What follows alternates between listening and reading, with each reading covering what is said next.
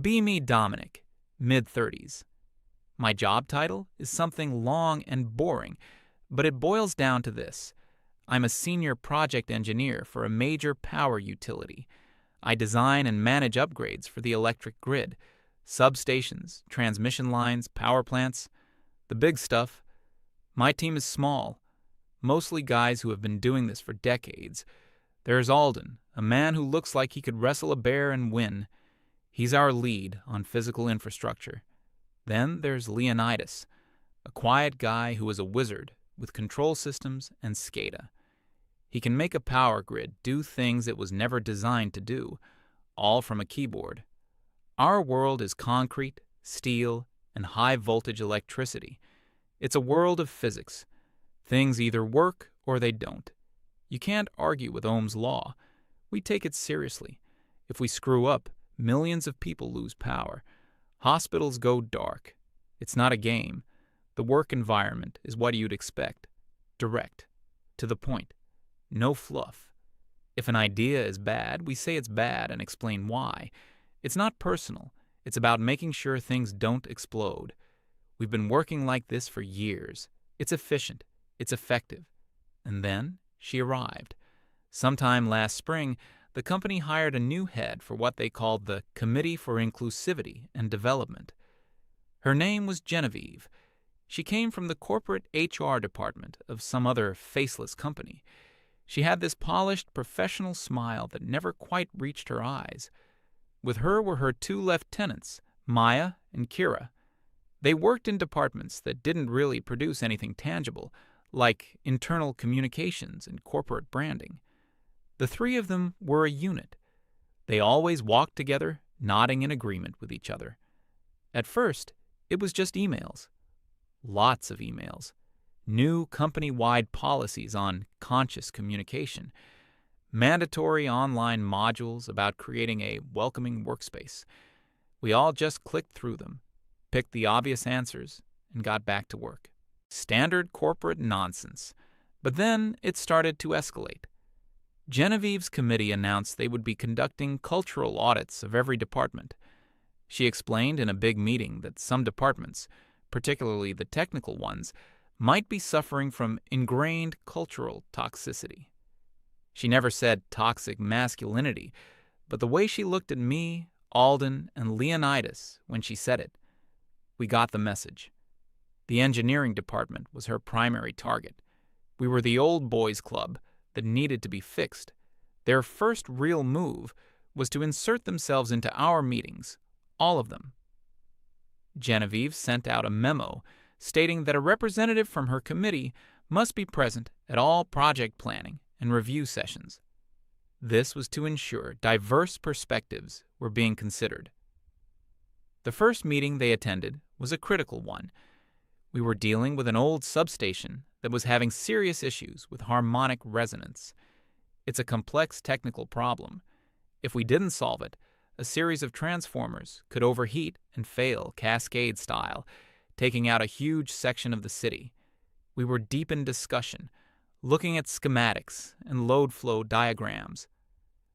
Leonidas was explaining a potential software fix for the capacitor banks when Maya raised her hand. We all stopped and looked at her. She had this very serious expression. She wanted to know if we had considered the socio-emotional impact of the substation's audible hum on the local community. The room went completely silent. I just stared at her. Alden looked like he was trying to mentally calculate the tensile strength of the conference table. I tried to be professional. I explained that the hum was a byproduct of the transformer operating, and that while we monitor decibel levels to ensure they're within legal limits, our primary focus right now was preventing a catastrophic equipment failure. Her response was that my answer was very technocratic and dismissed the lived experience of the residents. Genevieve chimed in, nodding sagely. She said this was a perfect example of the department's cultural blind spot. We were so focused on the machines that we were ignoring the people. The next 45 minutes of a critical meeting were spent on a circular discussion about community outreach and empathetic infrastructure design. We got nothing done.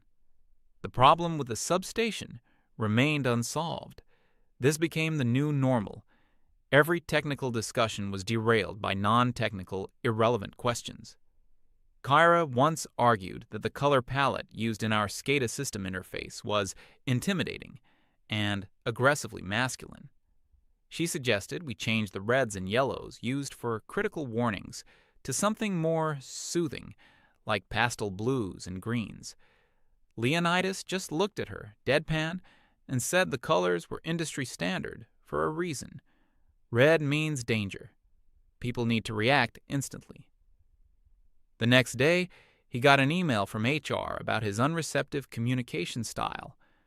The real trouble began when they started meddling with the projects themselves. Genevieve's committee now had to sign off on the formation of any new project team. We were planning a major upgrade to a transmission corridor. It was a tough job, requiring specialized skills. I put together my dream team: myself, Alden, Leonidas, and a few other senior guys I trusted. The project plan was rejected by the committee. The reason? The team composition lacked diversity. I was called into a meeting with Genevieve. She had a stack of corporate printouts in front of her. She informed me that my proposed team was unacceptable. It was all men. I tried to explain that this was a highly specialized job. The people I picked were the most qualified individuals in the entire company for this specific task. I even pointed out that there were only a handful of female engineers with the right background, and they were all assigned to other critical projects. Her expression didn't change. She told me that merit is often a code word for privilege, that by only picking people who were like me, I was perpetuating a cycle of exclusion. I was instructed to reevaluate my team selection and to think outside the box. We lost 2 weeks on the project timeline because of this. We had to bring in a junior engineer from another department who had no experience with high-voltage transmission lines just to satisfy a diversity quota. Alden had to spend half his time babysitting her, making sure she didn't accidentally do something dangerous, which slowed the whole project down. Morale on the team plummeted. The guys felt like their expertise meant nothing. They were just cogs in a machine, and the machine was being run by people who didn't understand what we did. We stopped talking as much during lunch. The jokes stopped. Everyone just kept their head down, trying to avoid drawing the attention of the committee. Any attempt to push back was met with a formal complaint. Hostile work environment. Resistant to change. Undermining corporate policy. Management was useless. They were terrified of Genevieve. Anytime we brought up a concern, they would just give us some weak platitude about the importance of inclusivity and tell us to find a way to work with them. They were so scared of a lawsuit or a bad article on the internet that they gave her committee unlimited power. The breaking point came a few months later. We were in the middle of a serious heat wave. The grid was under immense strain. We were working 12-hour days, monitoring everything, trying to prevent brownouts. One of our oldest power distribution centers, a real relic from the 70s, was overheating. Alden and his crew were out there in the blistering heat, trying to install temporary cooling systems. In the middle of this, we get a Priority 1 email from Kyra, not from the system operators, from the committee. She was demanding an immediate halt to all non-essential work at the distribution center. Her reasoning was that the current situation was creating an inequitable distribution of physical hardship. She had noticed that the field crew, which was Alden's team, was all male. She claimed that this was evidence of a system that defaults to placing men in physically demanding roles, while women are excluded from these opportunities. I couldn't believe what I was reading. I called her. I told her that this wasn't an opportunity, it was an emergency. I said Alden's team was out there because they were the ones qualified to do the work, and if they stopped, a whole district could lose power in 100-degree heat. Her voice was cold. She said my panicked tone was exactly the kind of masculine-coded gatekeeping she was talking about. She ended the call by saying she would be escalating the issue with management. I slammed the phone down. I was shaking with anger. This wasn't just annoying anymore. This was dangerous. Their cluelessness was going to get someone hurt or cause a major failure. That night, I met Alden and Leonidas at a small bar near the office. We just sat there for a while, staring into our drinks. Alden was exhausted. He looked 10 years older. He said they barely managed to get the cooling systems online before a key transformer tripped its thermal limit. He mentioned that while he was working, one of the committee's junior members was walking around, taking pictures and asking his guys if they felt empowered by their labor. Leonidas was just quiet, which was even more worrying.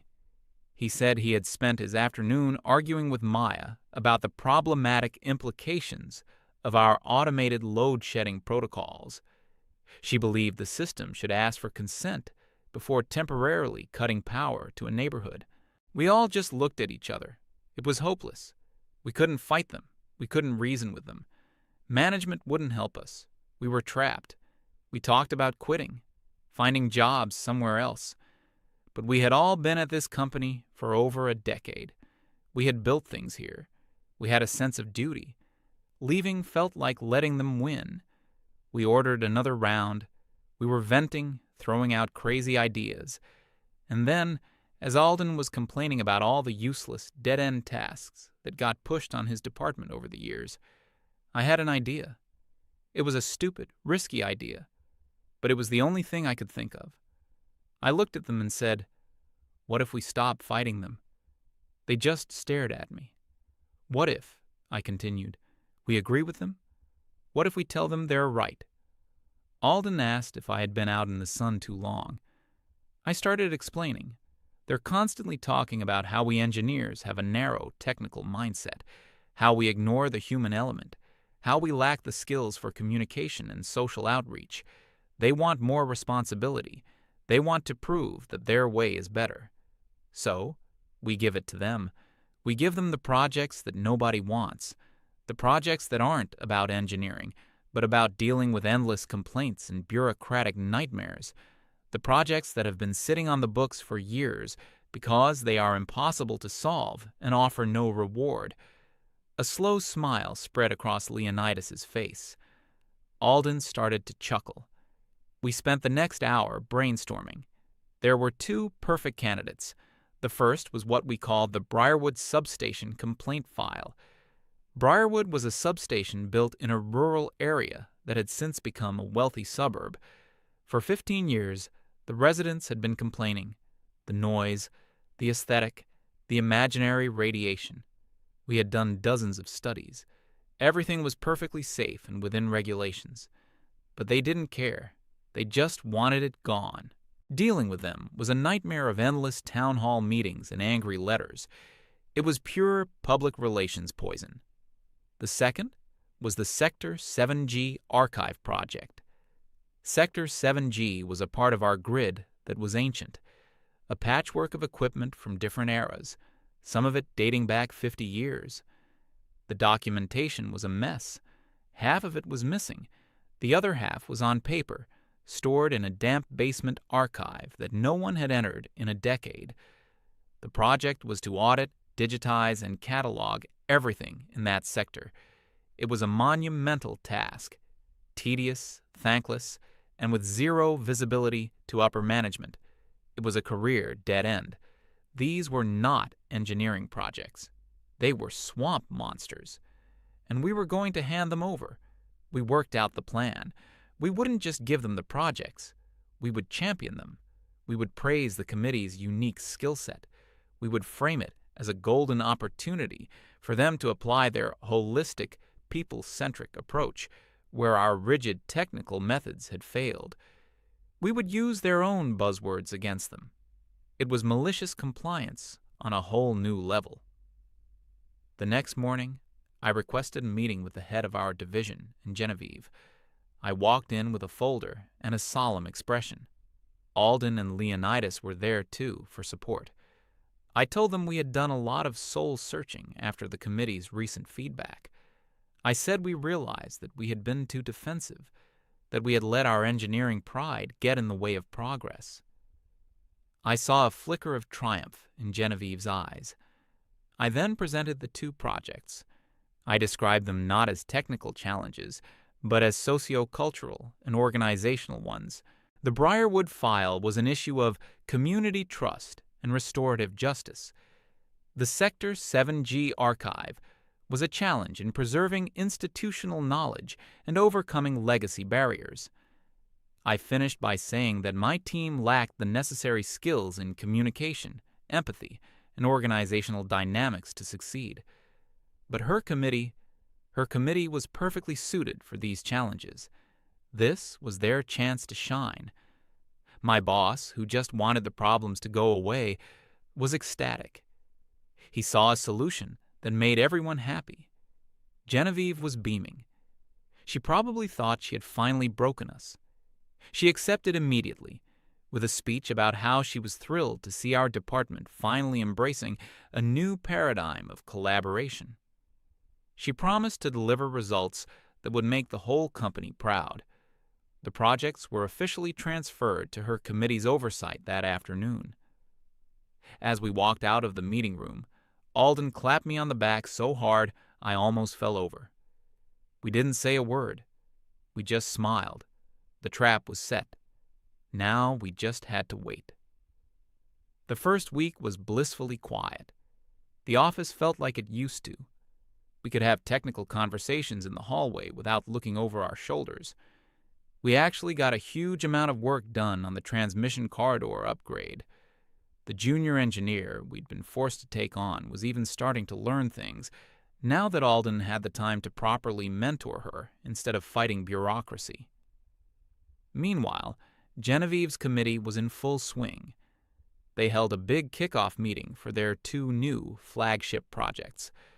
They invited people from half the company. There were posters and pastries. Genevieve gave a presentation full of slides with inspirational quotes and stock photos of diverse people smiling. She talked about synergy, paradigm shifts, and actioning a new collaborative framework. It was a masterwork of saying absolutely nothing. For the Briarwood substation project, their strategy was pure PR. They weren't going to engage with the technical realities. They were going to solve it with feelings. Maya was put in charge of this. Her plan was to hold a series of community listening sessions. She set up a booth at the local farmers market with a big sign that read, "We hear you." She had suggestion boxes and handed out pamphlets printed on recycled paper about our company's commitment to the environment. The residents were not impressed. They didn't want pamphlets. They wanted the low-frequency hum that they claimed was making their dogs anxious to stop. They wanted the ugly chain-link fence replaced with a nice brick wall and some tasteful landscaping. They wanted the substation, a critical piece of infrastructure powering 50,000 homes, moved somewhere else. Maya's reports from these sessions were tragicomic. She wrote about how she was building a dialogue and creating a safe space for community feedback. We heard from a friend in accounting that she had expensed a ridiculous amount for calming aromatherapy diffusers for the town hall meetings. It did not work. The residents got angrier. They felt they were being patronized. Their complaints to the state regulators doubled. On the other front, Kara was tackling the Sector 7G archive. She approached it like it was a simple filing problem. Her first step was to try and hire a team of interns to digitize the assets. She got the shock of her life when she finally visited the archive in the sub-basement of the old facility. Leonidas and I made a point of walking by her office the day she came back. Her shoes were caked in mud. There was a cobweb in her hair. She had a look of pure horror on her face. The archive wasn't just old files. It was a tomb. Decades of neglect had taken their toll. Some shelves had collapsed. There was water damage from a leaky pipe. Many of the documents were practically unreadable. It wasn't a job for interns with scanners. It was a job for a specialized restoration crew, followed by engineers who could actually understand the faded 50-year-old schematics. She put in a budget request for an external contractor to handle the restoration. The quotes came back, and they were astronomical, far beyond the committee's discretionary budget. Her request was denied. So for weeks, the two flagship projects were completely stalled.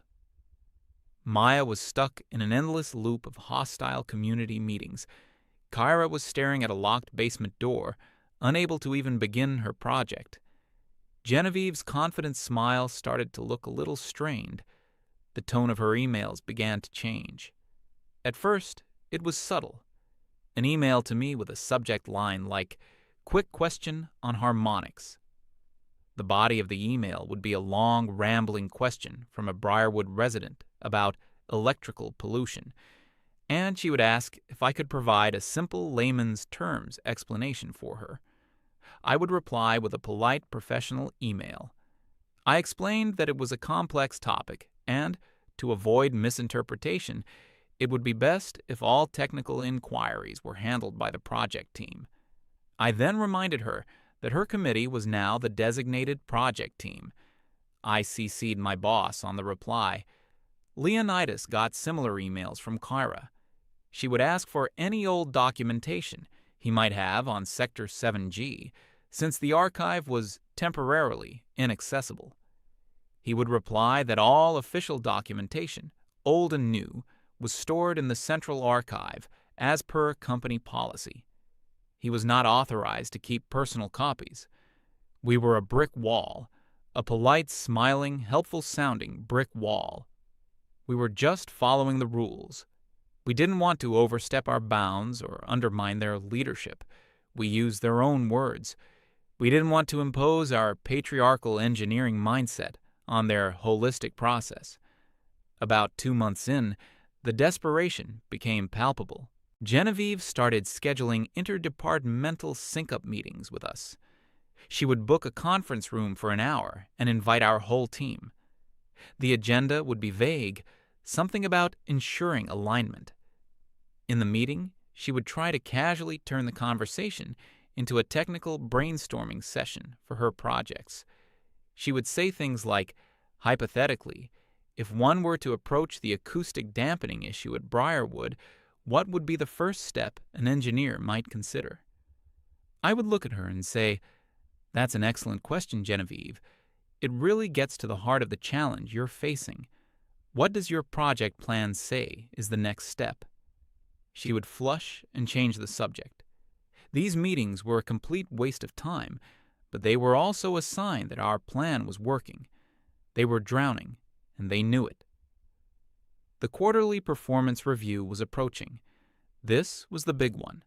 All the department heads had to present their progress to the executive leadership team, the CQO, the VPs, everyone. In the week leading up to it, Genevieve's committee went into a frenzy. They were working late. Their lights were always on. They weren't doing any real work on the projects.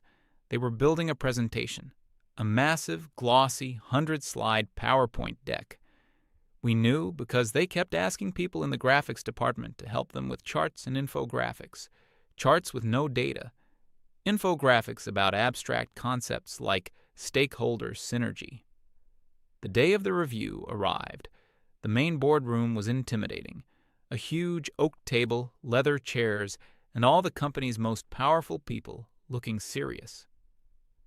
My presentation was straightforward. I showed the progress on the transmission corridor upgrade, on time, under budget. I highlighted the good work of the team, including the junior engineer. I answered a few technical questions. It took about 10 minutes.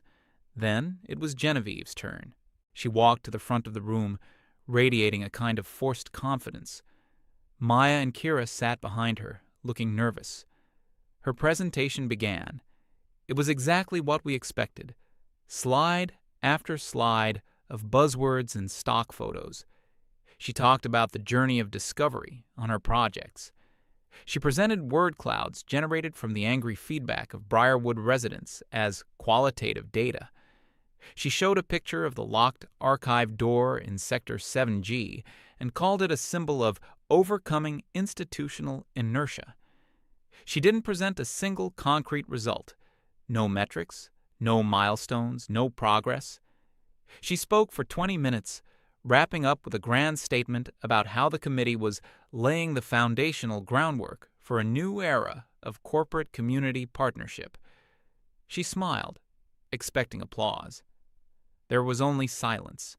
The CEO, a sharp man in his late 60s who had started his career as a lineman, leaned forward. He wasn't smiling. He looked at her and asked a very simple question. "Thank you for that, Genevieve. It's a lot to think about, but I'm not clear on the actual status. What progress has been made on the Briarwood complaints in the last 3 months?" Genevieve's smile faltered. She started to talk about the listening sessions again. The CEO cut her off. "I understand. You've been listening? Have the complaints gone down?" She had to admit that they had, in fact, gone up. He then turned his attention to the archive project. "And the Sector 7G audit, what's the percentage of completion?" Kira looked like she wanted the floor to swallow her whole. Genevieve cleared her throat. She explained that they had encountered unexpected legacy challenges and were in the process of re-scoping the strategic approach. The CEO's patience was clearly wearing thin. "So, 0?" he asked. Genevieve didn't answer. The silence stretched on. It was excruciating. Finally, she played her last card. She tried to shift the blame. She said that the committee had faced significant cultural resistance from the engineering department. She claimed we had been uncooperative, that we were hoarding information and refusing to provide the technical support that only we could offer. She made it sound like we had actively sabotaged them. Every eye in the room turned to me. This was the moment. The CEO looked at me. "Dominic, is this true? Has your department been uncooperative?" I took a breath. I looked directly at him. I kept my voice calm and even. "No, sir," I said. "That is not true.